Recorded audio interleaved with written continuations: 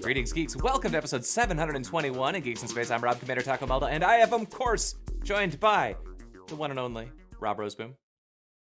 Yes, it is I. But I have to, full disclosure, there's quite a few other Robert Rosebooms. Oh, really? Yeah. How many Chris DeBonas are there? At least two.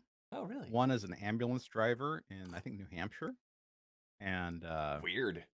yeah, I sent him a Google Home after he did a story about how useful Alexa was. And I was like, no Chris DeBona can have no Alexa story without getting a Google device.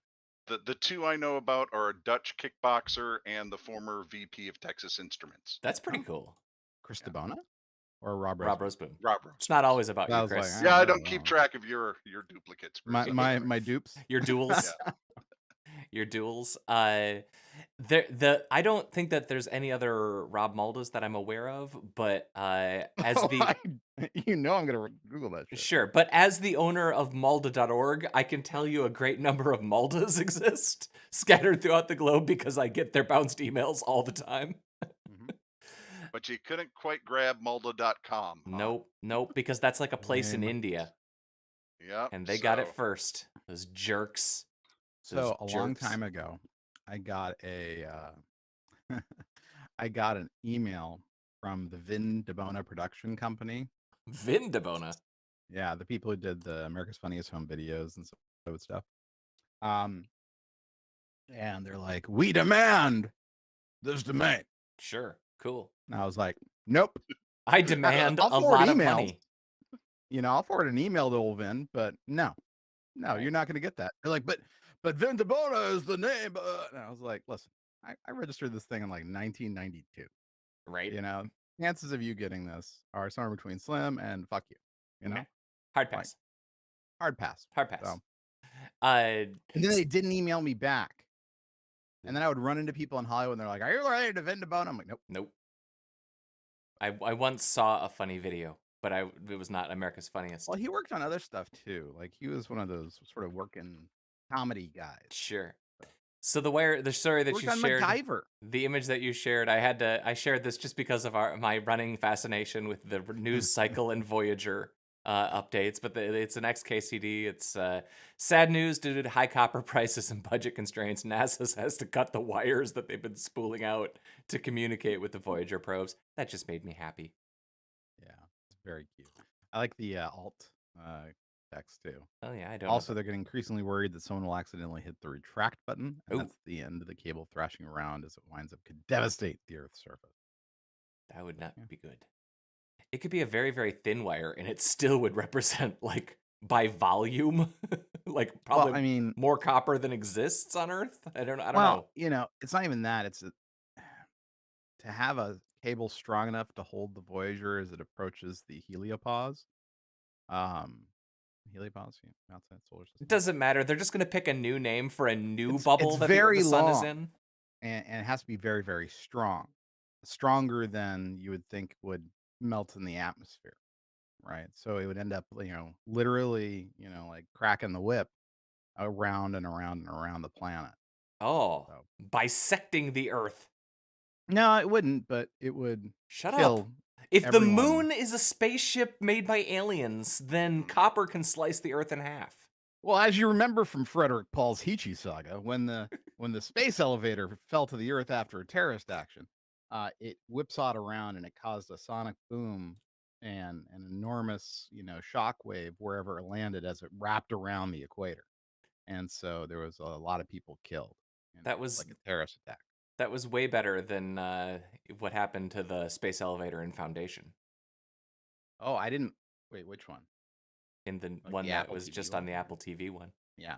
I don't remember what happened in the book with the space elevator. I never read the Foundation books. What happened in the Foundation TV series? They crashed. You're not going to be spoiling anything because it's really long and overproduced.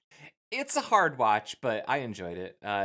They crashed a space elevator to Earth, but it's one of those Earths where we have 1,000 floors underground, and the poor people live deep underneath the metaphor. The Eloy and the Morlock. Yeah. They live They live in the land of metaphor, and one day they get to come up and experience the world of allegory. I don't know. This is the great thing about Metropolis. He's like, the workers are downtrodden. It's like, oh, okay. You're not calling Done. them Eloy, okay? Right, cool. Morlocks. That's cool. You respect Well, it. I guess I don't know when was what's the time travel book? The Morlocks and Eloy ones. When was that written? Time Machine. Time Machine. That was come on. Why we have Google. That's right. Time Machine. H.G. Wells, 1895. Wow. Yeah. Man, that's impressive. I mean, it is, right? I mean, that guy's Irva is kind of I mean, think about this. It hadn't even turned 1900 yet. We got trains, and I'm thinking about Morlocks and Eloys and time machines. That's next level. The Invisible Man, The War of the Worlds. The War of the Worlds is still kicking around on TV. It's true. There's like a new version of it, There's a new version of that like every 2 weeks on Netflix. Yeah, but that's all right. Let's move on. All right. Scientists have discovered an ancient settlement in the Amazon. Rob, I shared for you. Is this Amazon settlement with the arbitrage workers? I wasn't sure if this was unions, was new or if this is something old. It just was neat. Yeah, well, they evidently found ancient pee bottles used by the delivery drivers, Right? and that's really the first time they found those. So Right, they we starved. have to rewrite the history of the region now. They starved to death after the unionization efforts caused them to all become unemployed. Yeah, for a while they couldn't figure out what all these little clay pots were for. What But now- was Amazon Prime? But after some DNA testing, they figured out now the thought is that they were actually urine receptacles for the drivers. What would So be this is a very interesting article. We need to come up with a ceramic version of piss jugs. There needs to be a term for that. Oh dear God. Well, anyway, I wasn't sure if we can't just use piss pot. Piss pot. Yeah, you know what? All right. I the fact that I didn't get that tells me that we should record an hour later most days. Oh dear God. No, just they it's one of those stories where they found mounds, and it turns out this article was saying that like they think they had elevated streets that were kilometers long. Yeah, some of the cities that remain, like their waterways, and they had aquaculture, like working. It was amazing what they could do. So, but for a long time, because these civilizations were wiped out so long ago, and we have, and they were caught sort of on the tail end of a lot of them, that there's been this idea that they were, 10, 12 really big cities and everyone else was just, farming peasants. But now they're figuring out that there were like big cities that were just used for trade and stuff. So they must have had a very elaborate network of trade routes and civilizations and changing of the land. And it shows you how fast, if you leave it alone, how fast the jungle can take over things, For sure. There was a show, like a Discovery Channel show or something years ago, where it was like, what does a city look like after 100 years, after 1,000 years, after 10,000? Like, and they broke down. But like, if you start in a jungle and your construction materials is mostly wood, I mean, you're gone in like a decade. Yeah. Even modern concrete breaks down really, really fast. Coliseum sticks around for a while, but those skyscrapers, all that's left is a bunch of steel stuck in the ground. Yeah. So I regret to inform you both that I was trying to find the first model of the Blue Origin airplanes. So I've been Googling pre-Columbian Mayan figural carved stone penises. So that's been my day, for a good joke. I can't wait to see what ads you start getting. Right? You believe me? I'm like, retargeting is going to be a bitch today. Goodbye, Uni oven. Yeah. And what bucket do those words end up in? You know what I mean? Here you go. Yeah. Here's it's got a little face. Work We've been one. demonetized. It's got a little face, but it's longer. Yeah. All right. Just for reminding me that we're at the 10-minute mark of the podcast. This has to be my screenshot. He's so unhappy looking. He's so cheerful. Yeah. Doesn't He- look at all like a rocket. Nope. No, Red I Rocket. mean, looks kind of. I mean, like a grumpy grandfather who's forgot to put his dentures in. Oh. Hey, you kids, get out of my yard. All right. I'm gonna skip Andor. We'll come back to that. Okay. Let's do government cheese. Government cheese. Yes, very, very familiar to my palate story. What kind of cheese?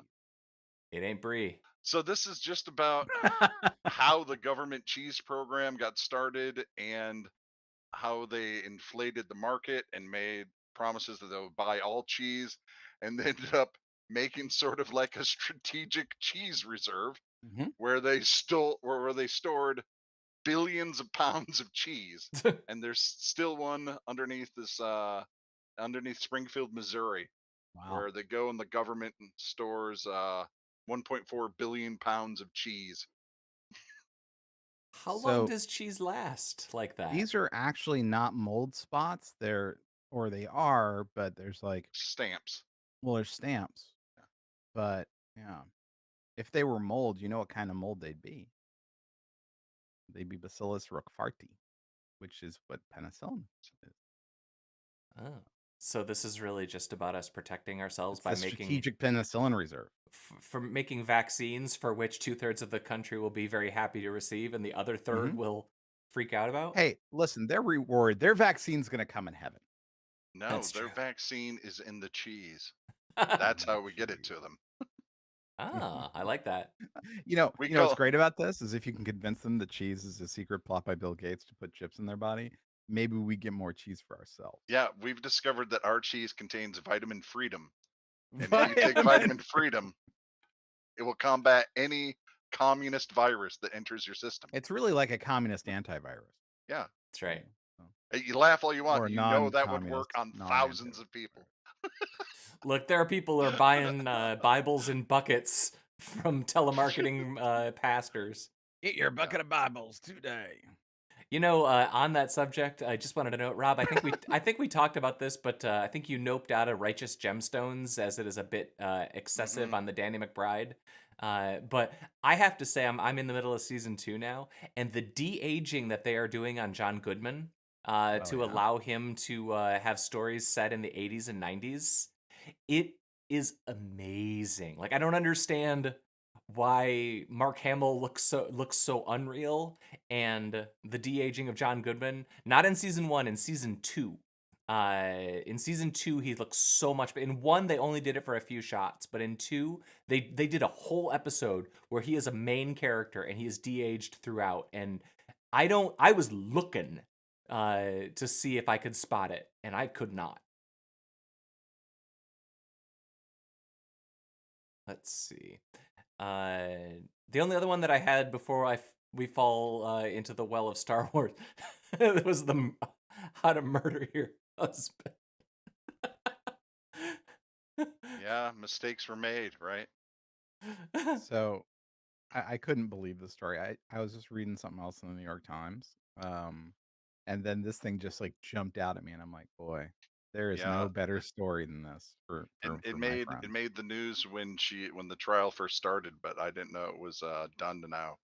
Yeah. That's crazy. How to Murder Your Husband. Right, she writes the book. Well, she was just doing research, right. you know? Uh-huh.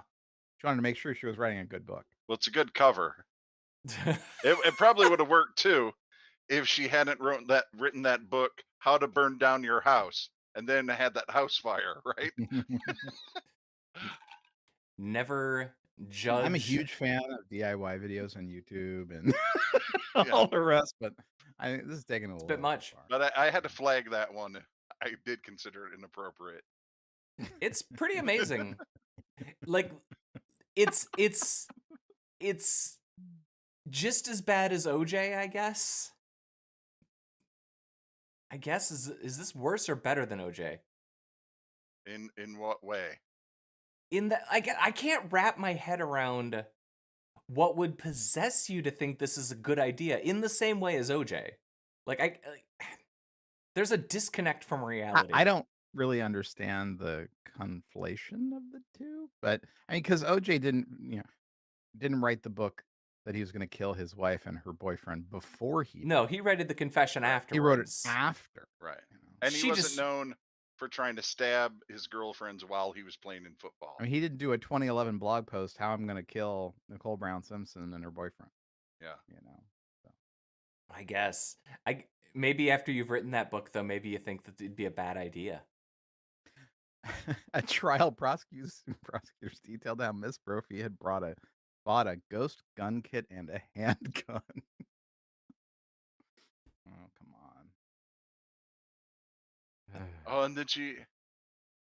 Oh, never mind. What? I thought it said that she did buy a separate barrel. Well, I think she mixed and matched them, I guess. Well, no, I mean the separate barrel. You shoot someone, you take your barrel instead of the whole gun, throw it in the river because it's a lot easier to hide. Put in a new barrel, and now none of the ballistics will work. Dude, are you teaching me how to murder my husband? Check out my YouTube for more murder tips. Like and subscribe and hit the bell icon if you want more updates. It wasn't that Rob Roseboom. It was one of the other Rob Rosebooms. It was the guy from Texas Instruments. Yeah, it was the kickboxer. It was that dude. The Yep. kickboxer. Yep. You know, you think it wasn't the kickboxer? I mean, come Please. on. That Top dude of the kicks suspect. people for a living. Dude, are we And he profiling? boxes. Are we profiling kickboxers? We're totally profiling. I bet a lot of kickboxers are very well-adjusted people who like to kick people in the head. You know, I they bet probably just got started by kicking boxes, and then There is a good number that way. I mean, because think about how much frustration you get out during Sure. the day. Oh, man. Yeah. I don't know. Have you ever boxed? You know, like even just working out boxing. It's really, Yeah. it's exhausting. Yeah. Right? It's a lot of It work. takes a lot of cardio. But boy, lot it's of super cardio. fun. It is super fun. I punched Until a you bag. get punched hard. I've never punched a human. No. I punch things. I don't get. Come on. Yeah. This is all I got to work with this whole time. You know. So. And until you get punched really hard in the This is liver. already number 2 in his series. You know. And then you're like, oh, this is not good. I think should I've only stick to been wrestling. punched once. Oh, I've been punched a lot. It's that Yeah, face. no, So punchable. I was so punchable in high school. It was like basically the state wrestling champion. Somehow, every state I lived in, like 3 states, they'd find a way to punch me. So, can I Was tell you it something you were- about getting punched? Sure. If someone's really wailing on you, and then they stop, it feels really good. You know, like that feeling of, oh, I'm not getting punched in the face anymore. Like, oh, that feels great, man. You know? So yeah. Yeah, you think maybe I should stop headbutting his fist. This feels. You laugh, but the last fight with the state wrestling champ, this is when I was in Utah, and we were fighting, and he was murdering me. You know? I mean, I was like a skinny nerd, you know. He was punch, and I'm like, I remember thinking, and it was right next to the Top Stop, which is like a 7-Eleven, right? And like people are, you know, beat each other up, you know. They're like cheering. I'm like, Jesus Christ, how do I get in this crap? Anyway, so he's wailing on me. It's Utah. They banned all the good channels. Yeah. Right? Yeah. So he's wailing on me, and I remember thinking, he's gonna keep hitting me. What's the hardest part of my head? So I turn my head, and he hits, and he breaks That's his hand. the right thing to do. He broke his hand Wow. on my Right on the on my top there, head. the Yeah, right, yeah, so, where you yeah, I turn your turned, I was head. like, That's the hardest anyway. spot. plop, and he broke his hand, and it was bleeding, and like a bone was sticking out, and he drops, and he's just like, oh my God, because it hurts a lot, right? Breaking your Break your hand? On my head. On your And head so- specifically. And people are like screaming out, kick him in the face, kick him Dude, in the hand. And I'm no. like, whoa. You know, and I pointed at his friends, and I'm like, I think he needs to go to the hospital. And they're like, oh yeah. So they take him Oh. away. The next day he comes to school, and I got some bruises. And he's in one of those big arm traction things, you know, with like pins and shit. And he's like, listen, I really appreciate that you didn't kick me in the hand. Wow. I'm like, sure, you know, I'm sorry about your hand, you know. Well, Man. I'm sorry that you can never join the Cobra Kai now, Chris, because that kind of Sweep a leg, hitting, sweep a leg. that infinite pity to your opponent. Oh my god. No. I mean, I always Uh, wonder what happened to that guy. Stranger Things came out this weekend too. You just mentioned Cobra Kai, so I was thinking, Yeah, Stranger Things 4.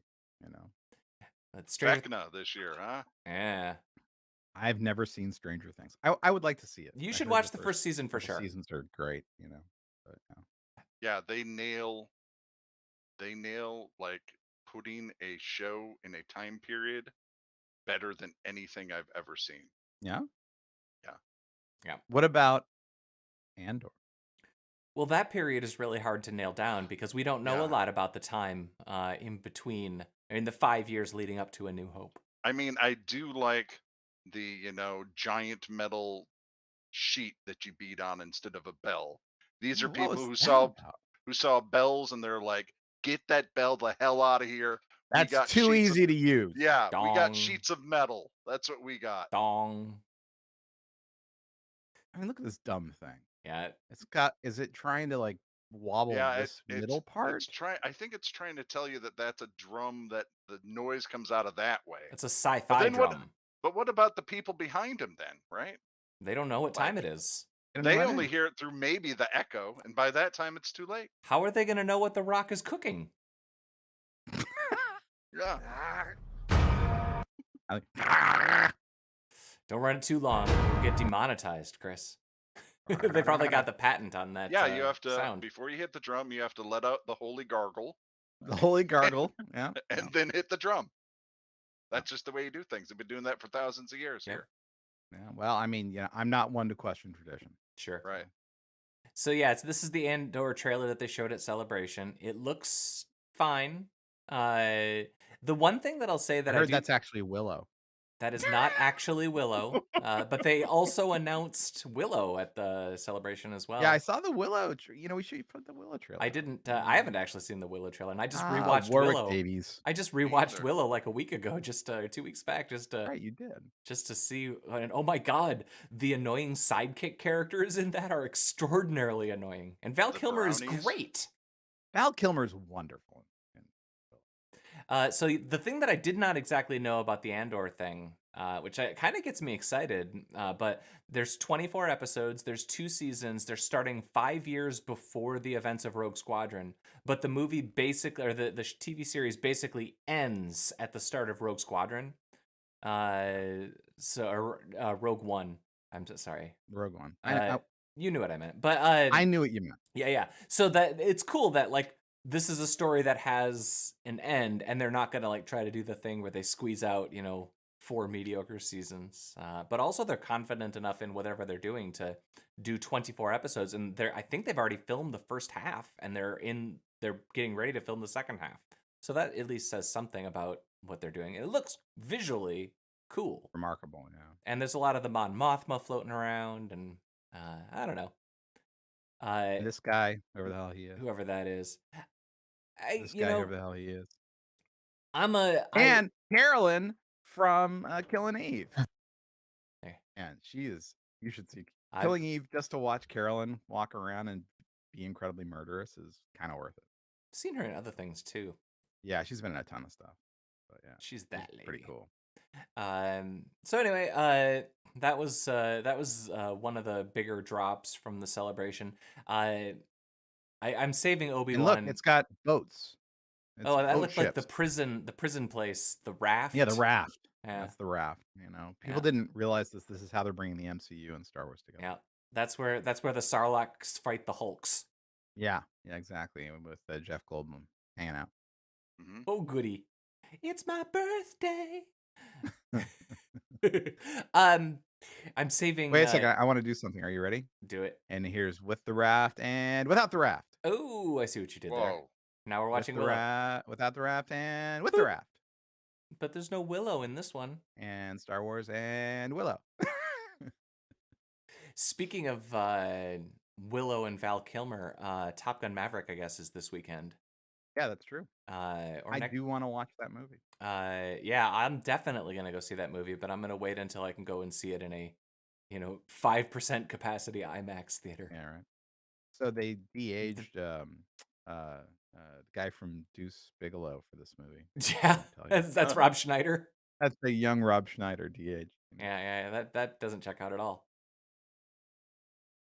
Warwick Davis is in great shape. Yeah, I mean, I got to give this guy credit. I mean, yeah, he looks older for sure, but he was a not kid. substantially. Like that was 45 years ago.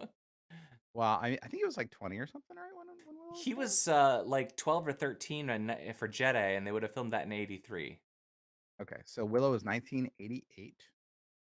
And So he would have been just closing in on 20. Warwick Davis. But He was born in 1970. there you go. Wow. He aged pretty well. I mean, even in that So he was 28. 28? that show, 18. Oh, I can't remember the name of the show that oh, he did with. extras. No, The one with Ricky no. Gervais, where they Ricky travel around. Gervais. They travel Yeah. around. Yeah. Rosebud. Him and his bud. I can't think what the name Citizen of that show Kane? is. It's not about the dumb it's not guy. always great. It's not always great, but there are some really, really funny bits in there. Yeah, there are. Specifically with Warwick Davis. He is amazingly funny in that show. He's really funny and like surprisingly well adjusted for the odd combination of fame that he ended up with. Yeah. Right? Yeah.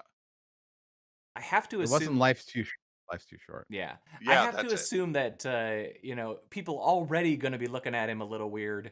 And then also to be famous for Willow and at least amongst the fandom for the Star Wars stuff, people don't know what he looks like from Star Wars. I think you're forgetting about another segment, the Leprechaun fans. Oh, the Leprechaun. Right? You know He what? was in that whole franchise. I bet he's more known, at least as in the face for Leprechaun than for everything else, right? Because he, at least in that, like you can still recognize his face under the makeup, right? Yeah. No, I liked that Ricky Gervais show that he did. He's an entertaining fellow. Yeah. If you haven't seen it, Chris, watch it. It's like I said, it's not always great, but there are some absolutely hilarious episodes in that. I have a 14-hour flight coming up. There you so go. maybe I'll do that. Watch like 2 episodes. That's probably enough. Yeah. Is that a I'll short try to trip? find- Man, not cool. Yeah. I'll try to find the specific one. There's one where he is taking over as a producer for little people and getting them gigs, and they're the most offensive gigs in the world. And So you're gonna play a leprechaun killing a lot. Oh wait. all his actors are drunk, and it's just I'll try to find that. So My only issue with him is he's a little pretentious on the acting A as a little craft. pretentious. yes, yeah, for Just sure. a small amount of pretension. You're mean. You said it. I didn't. You innuendoed it. I stated it as part of the normal use of the English language. I think you're trying to come Oh, down. yeah. Sure. And the trash can episode where he gets a meeting with a famous person and they refuse to look at him in the face, so he has to sit in a trash can and talk through it to them. That sounds degrading. It's a funny show. I wish you guys would hilarious. stop trying to minimize Warwick Davis. Dude, Come on. cut Sure with it me. out. All right. Okay. I did want to mention, Rob, I think I actually said this, but there's a movie going around called Duel. It's about Karen Gillan is a clone or makes a What's it clone of called? herself. Duel, Dual, which is a double entendre, I guess. Or Well, look at this. it's. I'm not gonna tell you it's a good movie, because it's not. But like, it is a movie. It and is has a Karen movie Gillan in it. starring Karen Gillan, who I very much like. But Yeah, she's great. it's a great sci-fi premise. The premise is she's diagnosed with terminal illness, and this is a world where you can clone yourself. And so, boop, out pops new disease-free Karen Gillan. Fresh Karen. Yeah, but the law says there can only be one. Which means when, oh darn, Karen Gillan is diagnosed with she defeated her terminal illness and is going to survive. Now there's 2 of them. So the conceit of this movie, which is set up in the opening scene, so you know the deal, they have to duel to the death because there can only be one. Highlander rules. It's Highlander Yeah, rules. I mean, So it's a good sci-fi premise. The downside is that because Karen Gillan is spending most of the movie with terminal illness. It's sad, and everybody's man. just kind of like downhearted and kind of melancholy, and like, and that they're going for a tone with the movie. But no Amblue. There are no 18-wheel trucks in this duel.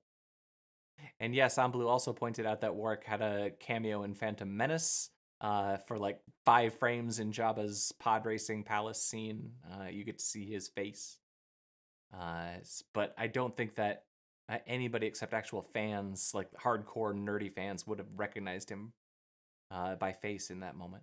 But anyway, this movie is... I'm not telling you to turn around and go watch it, but what I will say is it's like 85 minutes long. And as a super chill sci-fi concept movie, it's well executed. So I'm gonna paste a review into the host channel for you to put up. So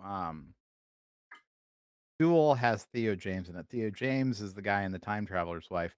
Time Traveler's Wife apparently is terrible. Oh, is it? You know? I kind And of liked so- that movie. I'm embarrassed to admit that. It's a romance Which thing. one? The Time Traveler's Wife. Oh, there was a movie. I'm talking Yeah. about the series. Yeah. Anyway, so Stephen Moffat decided to do a TV series with HBO of this thing.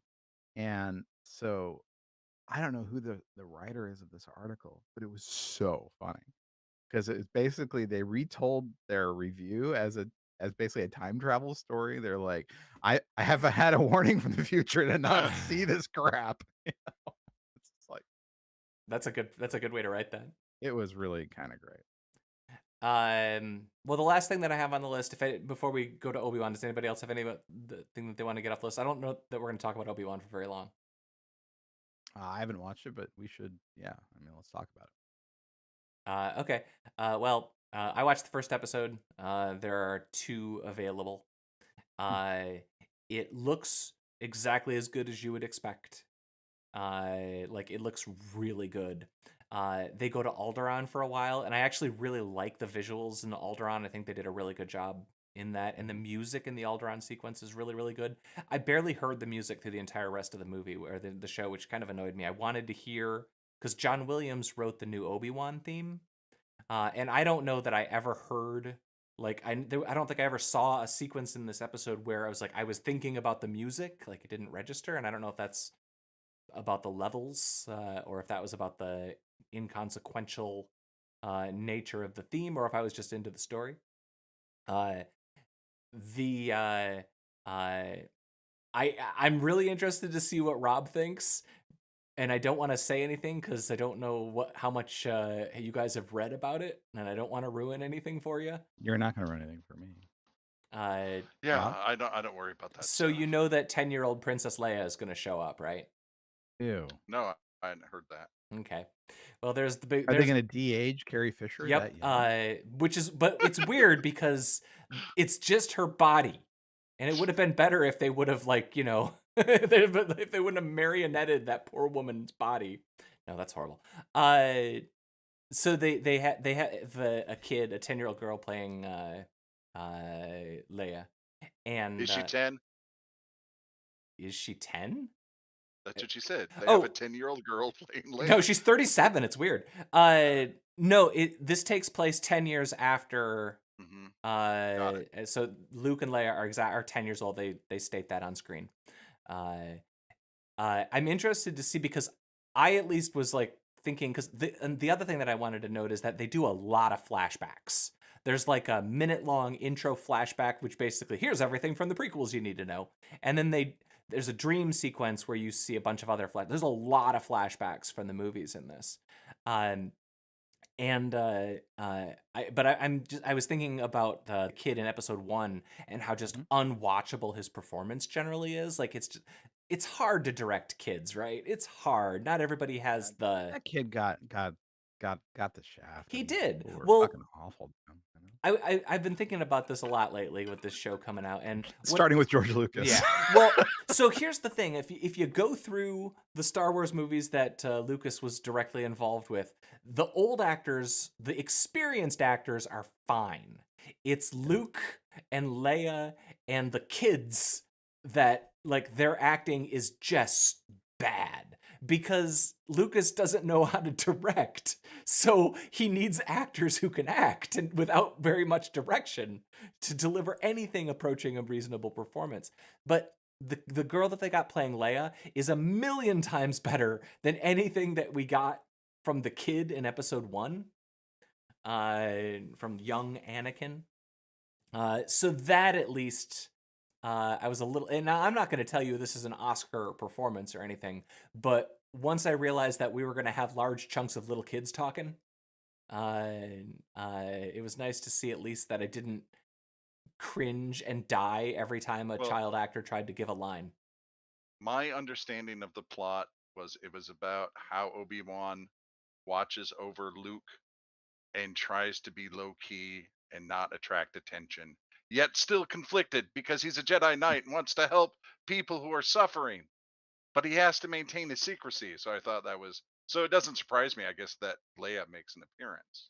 Yeah, I mean, and if he's so guarding her does brother, Jimmy Smits, at least in Oh, the opening episode. So I mean, the premise at the end of episode 1 is pretty clear, which is, you know, the Inquisitors are murdering Jedi, and somebody has kidnapped Leia, and Obi-Wan now needs to be torn away mm, from protecting Luke, which is what he's been doing for the last 10 years, in order to go rescue Leia. And how these two stories are going to intersect, it's not exactly clear.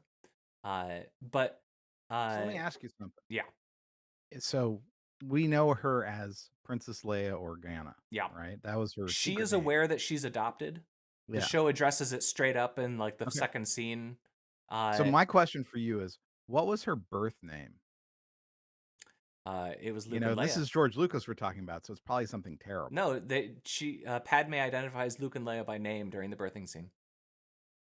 Isn't it kind of a giveaway? You know, they're like, "Hey, there's this princess named Sh- Leia." She didn't name her princess. And no, well, that's the other thing. If you no, if you recall, and they actually show this in the flashback scene, I don't think that it's clear to anybody outside of Jimmy Smits and Obi-Wan that the babies survived. I think that because when you see the body, when you see Padme's body going by in the coffin, she Mhm. still looks pregnant. yeah, Now, of course, you can say that that's because you don't immediately return to your Natalie Portman body right after childbirth, particularly if you die. But Right, I you have to wait think, until you get into a Thor movie. right, you gotta wait until you become Lady Thor. Uh, but I think the implication is that Vader is unaware that his children are even alive. So the fact that there are two of What them are irrelevant. did he know? Did she tell Anakin that they were gonna name him Luke and Leia? No, I mean, they didn't even know she was gonna have twins. Here's right. the thing that kills me. This whole thing, it's like space medicine is good enough to like give Luke a cool robot arm and have idiots like General Grievous running around with wacky, you know, lightsaber circus freak action, but they can't manage to tell her, "Hey, it looks like you're having twins, and let's help you through this difficult Chris, you can't heal a broken heart. yeah. birth." Haven't you And listened to any pop song? and Yeah, I while did they find a were picture of Carrie Fisher at age 10 that Debbie Reynolds, her mother, put up. So, Huh. while they like, were she looks heads like and any You know? shoulders 10-year-old girl. It's All right. perfect. You know, you can get any kid that looks like this. You know, And they did. The kid looks like it. Looks fairly like that. while they were head and shoulders, you know, in front of us as far as medicine and you know lightsaber travel and technology, weapons and that kind of thing. space Their flight. twin technology was really, really rudimentary. Yeah. They Like, were just as like, anti-woman as we are. Yeah, So, right. like yeah. you know, you know, some people didn't even believe that identical twins were different people yet back then. You know, they just thought that was just one person. So The soul is being shared over two bodies. mhm. Anyway, after one episode, I'm not sold. That's where I'm at. I have a sneaking suspicion I know what Rob is gonna think. Well, is it better than Boba Fett? That's the question. You know, it's hard to say for me after one episode, Okay. because I still feel that all the Boba Fett the whole Boba Fett show was 3 different Clone Wars arcs that they just stupidly edited together. And 2 of those arcs were watchable. One of those arcs was actually probably pretty good, but one of those arcs was terrible. And so because they split out the terrible over all 3 or all the episodes, all of the shows felt bad because, oh God, now you got to go back to this shitty Godfather thing, which doesn't work. I really still continue to wonder if they didn't shoot it separately and then edit it somehow, like to split out the badness because they were stuck with it. Anyway, I will be watching the next episode of Obi-Wan later today, and it looks great. It's visually very impressive, and I really like. Wonderful for me. I like seeing Obi-Wan wandering around in the desert, being a grumpy old wizard that nobody really likes or nobody really knows about. I think that stuff's really cool, and I think Alderaan is gorgeous. Like, it's cool to see a new sci-fi setting in a Star Wars movie. Because I mean, every Star Wars movie is let's just go back to Tatooine again. It's nice to actually see Alderaan. I don't know that we've ever been really on Alderaan. Well, I mean, we kind of blew it up early. We got a bird's eye view. Did they show you like the Alderaan Mall and the Alderaan, City Council building, or the Alderaan Senate building where they all sit around next to that mini golf course? Yeah, the Alderaan mini golf course and hot dog emporium. Yeah. All of that. The Alderaan Cinnabon where you get your hair done. Yeah, and Ben Better Call Saul works there now. And That's right. Boy, did you guys see? Yeah. Oh, Better Call Saul? Yeah. Crap. Yeah. Oh, I'm gonna fucking say, holy shit. Yeah. You know my thing about that. I'm just waiting to see if they're gonna kill Kim or not. Like, that's the whole thing to me at this point. Yeah. Holy crud. Yeah, they haven't been back to the Cinnabon yet. That's true. They don't left that behind last season. Yeah. All right, folks. I think it's time for us to go about our day. So, fare thee well, Christabona. Bye. And you, Rob Roseboom. Goodbye. That was episode 721 of Geeks in Space. I was Rob Commander Taco Malda, and we'll see you next Tuesday, where maybe everybody will have seen Obi-Wan and the opinions will flow, I assure you. Bye.